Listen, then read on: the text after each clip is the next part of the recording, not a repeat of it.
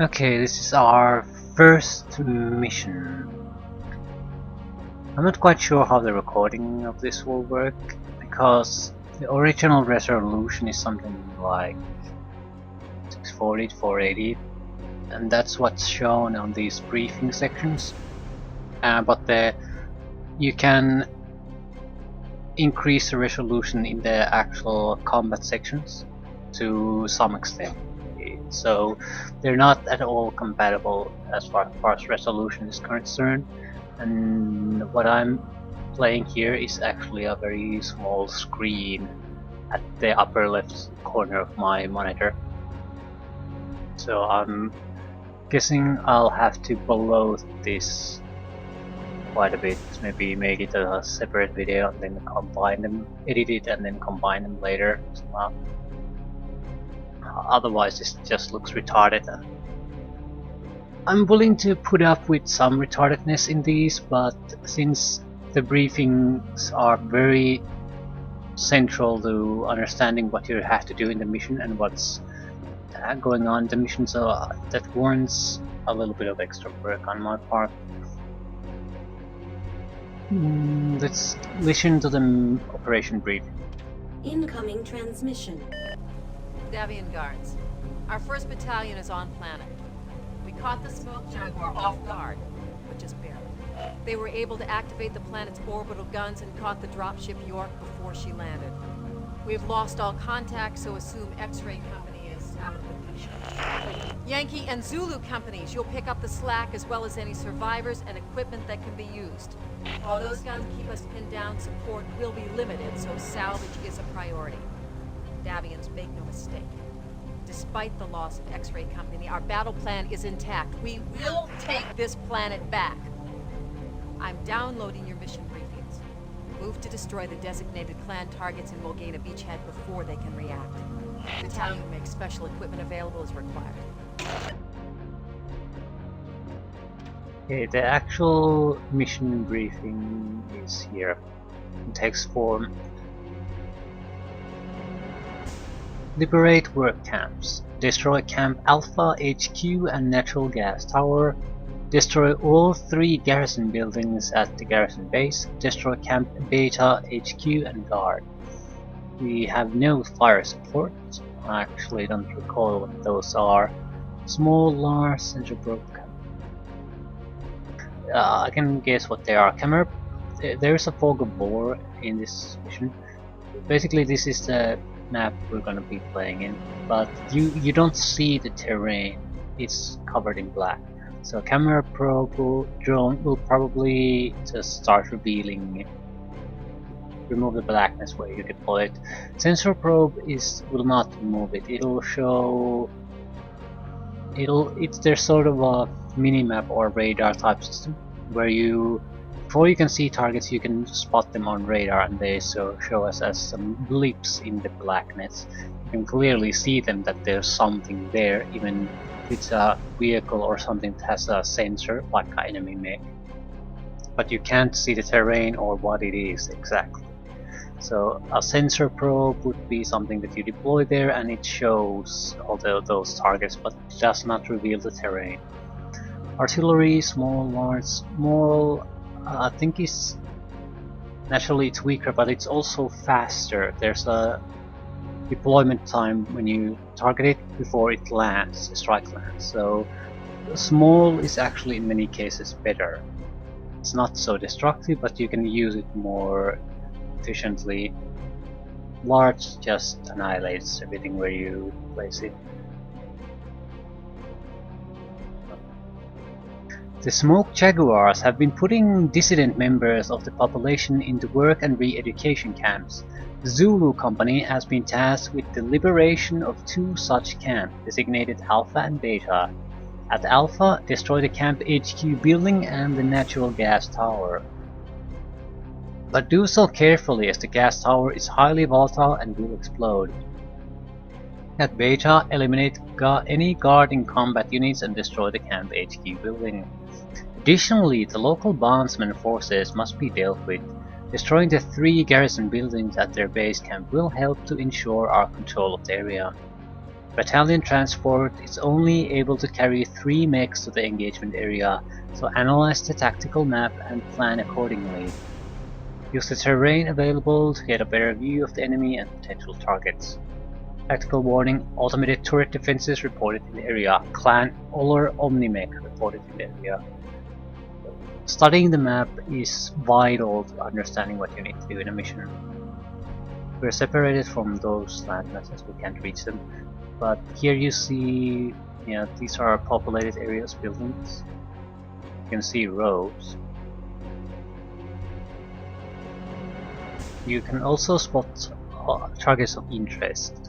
So what is that? For example, there's a small road leading to some kind of building. So it's worth taking notice of some of these areas that are not objectives, or maybe a little bit of even out of the way. But you notice on the satellite image that there's something there, so you might want to take a look. You can get extra equipment that way, for example. You can also find trouble, but sometimes that's worth it, because salvage is a priority. That means you have the ability to salvage weapon, ammunition, and entire mechs, if you're lucky.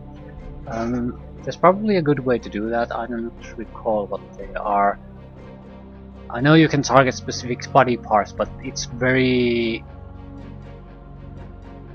Let's put it this way, if you're fighting an even fight, that you're fairly comfortable that you'll probably win it, but you start to aim at the specific body parts, there's a good chance you just turned it into a losing battle, because you'll be much more inaccurate, while the enemy doesn't care about that and can hit you much more reliably. So I think I'll mostly rely on luck on what kind of salvage I'll get, at least until I learn things a bit better.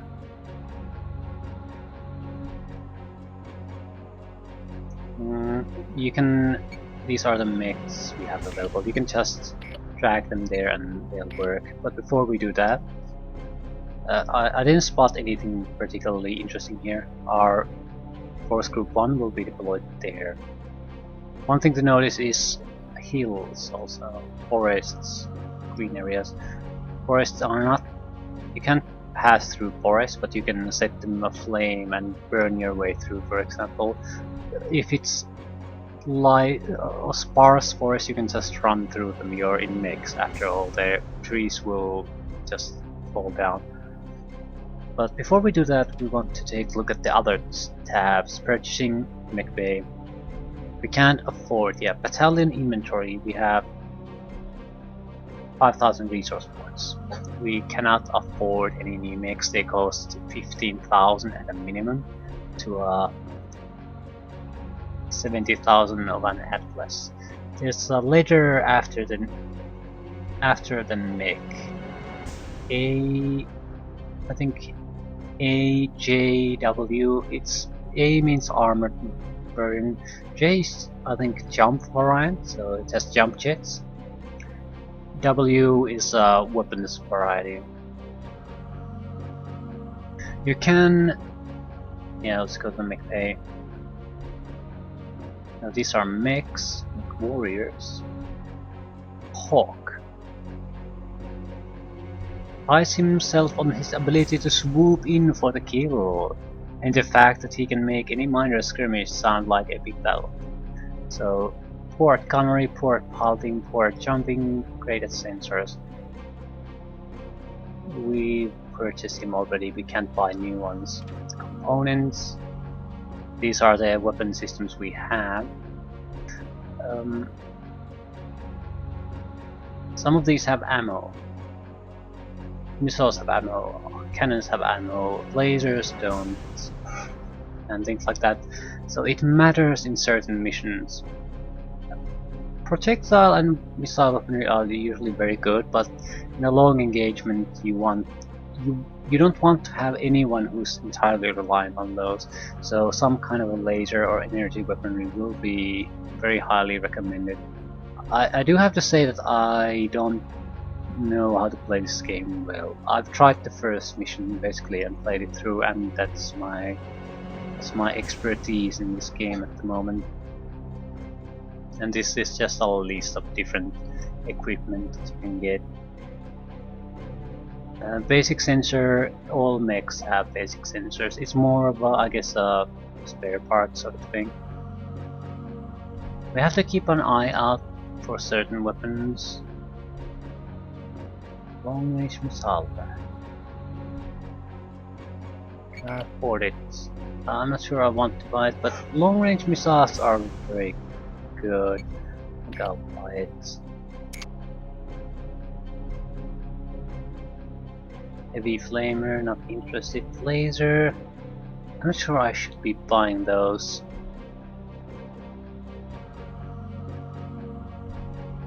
There's no heat in this game in like there are in other MechWarrior games. What heat means is how often you can shoot it. So it's more about determines your rate of fire. If it's a high heat weapon, you'll have to wait longer before the weapon can fire again. It's sort of built into the system already. There's no separate mechanic that you have to manage.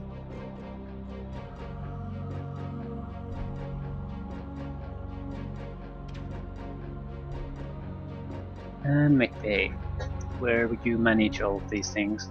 This is the beast. You can manage who uses which mechs, that sort of thing.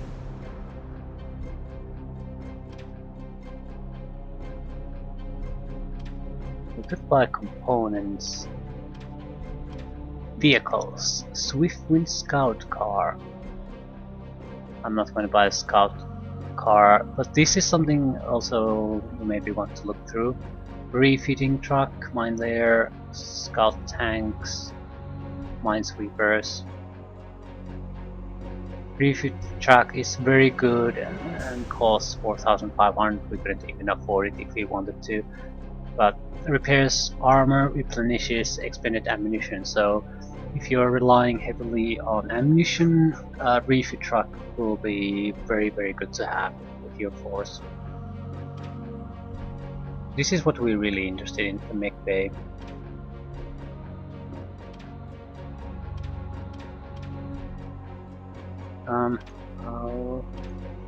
This is the beast. I'll take the This is Hunter. pilots away from This these, is Lynx. so we can make a proper selection. Who do we want to put in where? Beast. Orphan and refugee from one of the bandit kingdoms, was one of the best gunners at boot camp but the worst at poker. So very good gunnery guy. Hawk is sensors guy. Ooh. Hunter, a regular MechWarrior, good at gunnery, piloting, jumping, sensors. With a well-chosen call sign, Hunter knows how to move and shoot like few others. Lynx is another good one, better at jumping and sensors, worse at gunnery and piloting. Sly and wily, Lynx welcomes the chance to jump his mech into places he shouldn't be. Fortunately, he has the gunnery skills to save his own skin, so Lynx and Hunter are our best pilots. They'll go into the weapons variants mechs we have. We have one armor, 2 weapons.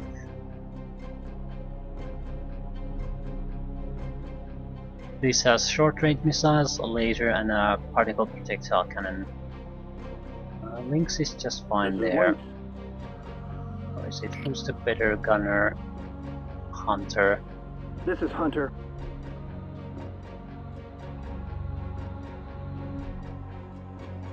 I don't like the weapons commando. It's all short range.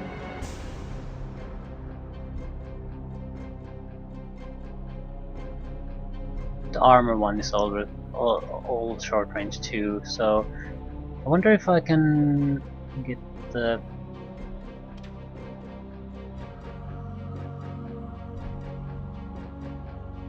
long range missile pack put into the commando.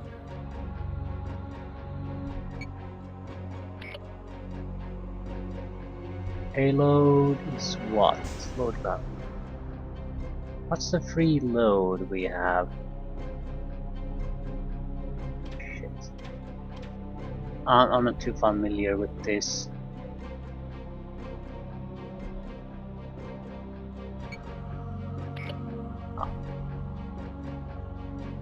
short strength.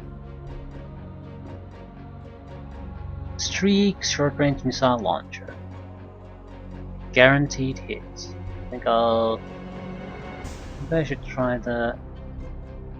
Yeah, let's try the long-range missile. Can still fit the short-range missile there.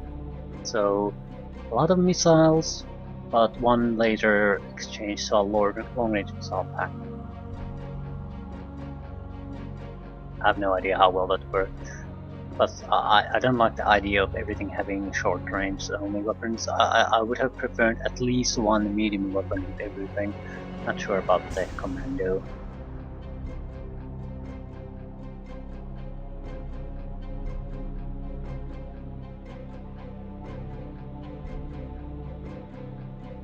I'm fine with that.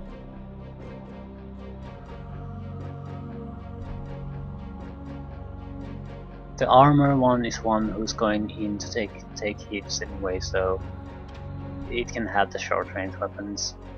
Don't need to know how to shoot even. This is Putting Link. links in the commando and beast in the armored version. I think. This is the beast. Okay, sir, you got it. Hawk is crap. I can't use a guy who can pilot and shoot. Maybe on a scouting mech, but we already have just light mechs. 25 ton, 25 ton, 30 ton, so in order to make good use of that we would have to be able to buy new components, and in this case some kind of advanced sensor and these electronic countermeasure systems or beagle probes, an advanced sensor mech, but we don't have one and we certainly can't afford one. I think Raven is one of those. Yep. Guardian ECM, beagle probe, sensor advanced. Scout mech designed to mount sophisticated electronic warfare components. This variant has extra armor and no jump jets. Raven, you want to have something with a jump jet.